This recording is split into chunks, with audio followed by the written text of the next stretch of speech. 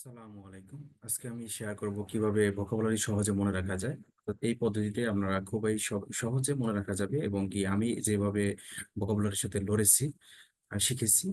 তো প্রথম যেই ওয়ার্ডটা আছে সেটা হচ্ছে টকেটিভ। টকেটিভ মানে কি? আমরা জানি যে টকেটিভ মানে যারা বেশি কথা বলে বা চাল, তার মানে হচ্ছে এই সমস্ত ওয়ার্ডগুলো আমরা প্রথম যেই পর্বটা নিয়ে আলোচনা করবো সেটার নাম হচ্ছে বাচাল বা টকেটিভ, যারা বেশি কথা বলে, অতিরঞ্জিত ভাষায় কথা বলে বা স্পষ্টভাবে প্রকাশিত এমন কথা বলে তাদেরকে আমরা বলে থাকি টকেটিভ। তাহলে টকেটিভ আমরা জানি, টকেটিভ মানে বাচাল, যারা বেশি কথা বলে। ভার্বস, এটার ভিতরে কি আছে? একটা বস আছে, তার মানে বসটা কি কথা বলে?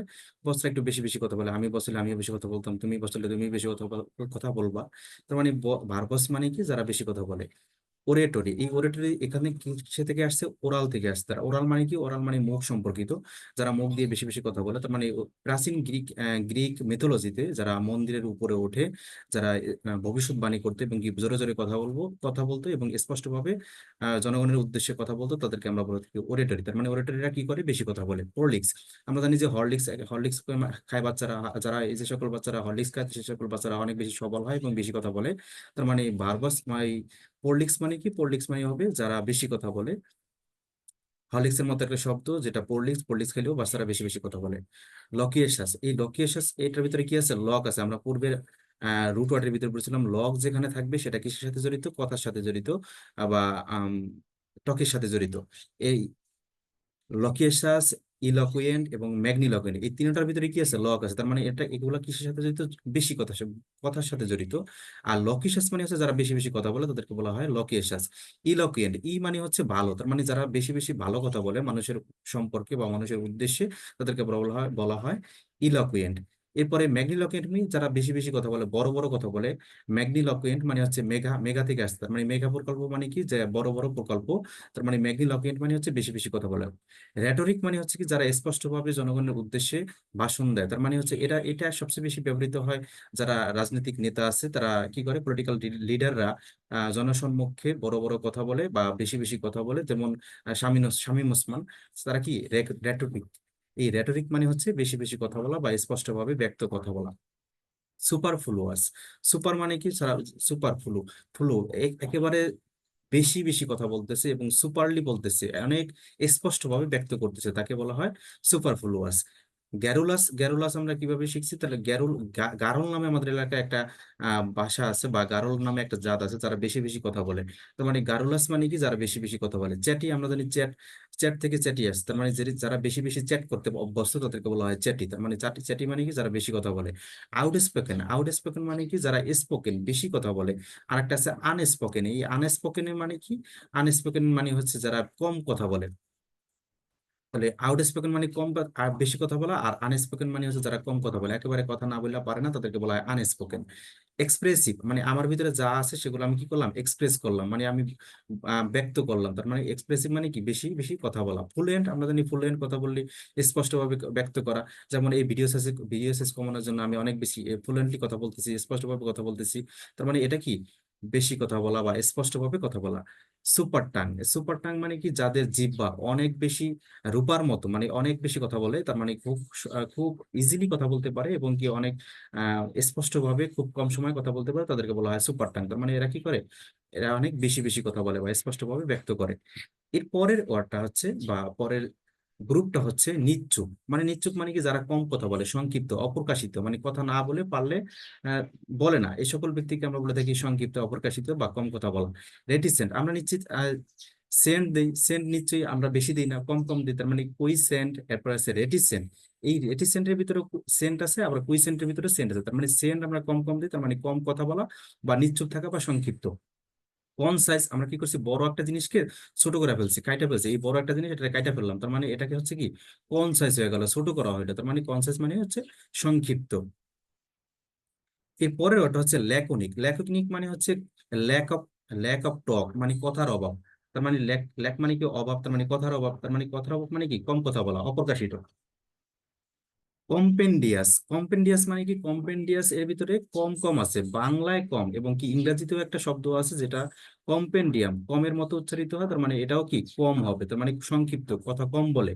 ট্যাসিট, ট্যাসিট মানে হচ্ছে কোন একটা কাজ করতে বললাম একজনকে, আমি তাকে ইশারা দিয়ে, চোখের ইশারা দিয়ে কাজ করার জন্য বললাম, তার মানে এটা হচ্ছে একেবারে সংক্ষিপ্ত, কথা না বলেই কোনো কাজ করানো, এটাকে বলা হয় ট্যাসিট। ট্যাসিট থেকেই ট্যাসিটান আসছে।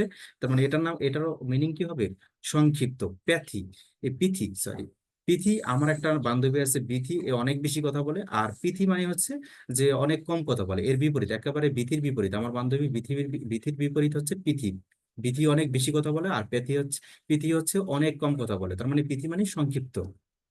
সাসিন্ট, এর পরের ওটা হচ্ছে সাসিন্ট। তাহলে সাসিন্ট মানে কি? সাসিন্ট আমরা এভাবে মনে রাখতে পারি, সামারি। সামারি মানে কি? সংক্ষিপ্ত, একেবারে মূল কথাটা। তার মানে সাসিন্ট মানেও কি? সংক্ষিপ্ত। টার্স, এই ট্যাসিট থেকে ট্যাসিটার্ন, এরপরে আছে টার্স। টার্স মানেও কি? সংক্ষিপ্ত। কার্টেল, এই কার্টেল শব্দটা সবচেয়ে বেশি ব্যবহৃত হয় ক্রিকেট খেলার ক্ষেত্রে।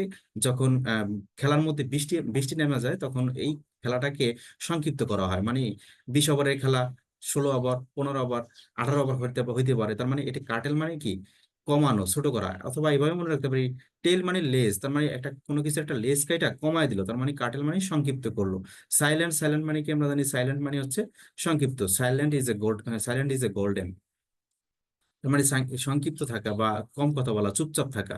ইন্ট্রোভার্ট, ইন্ট্রোভার্ট মানে কি? ইন্ট্রোভার্ট আমরা এটার একটা আরেকটা বিপরীত মিনিং আছে, সেটা হচ্ছে এক্সট্রোভার্ট। এই এক্সট্রোভার্ট মানে হচ্ছে যারা বেশি কথা বলে। আর যারা ইন্ট্রোভার্ট, তার মানে হচ্ছে যারা প্রয়োজন ছাড়া কথাবার্তা বলে না, একেবারে নিশ্চুপ থাকে। আর একটা এই দুইটা জিনিসই যাদের ভিতর থাকে, এক্সট্রোভার্ট এবং ইন্ট্রোভার্ট যারা থাকে, তাদেরকে বলা হয় এমবি বার্ড। এমবি, আমরা জানি যে এমবি মানে দুই।